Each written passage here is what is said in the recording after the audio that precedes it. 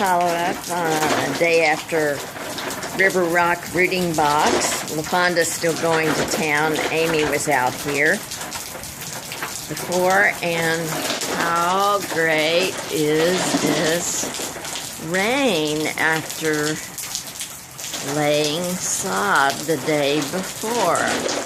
The barrier fence, the metal 14-gauge wire, is holding very nicely with no breaches now for a little under 24 hours. Well, actually, since the metal fence has been up, it's been much less because it was late yesterday evening when they got it up.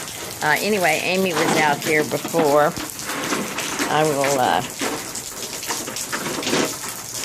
but LaFawnda really likes this.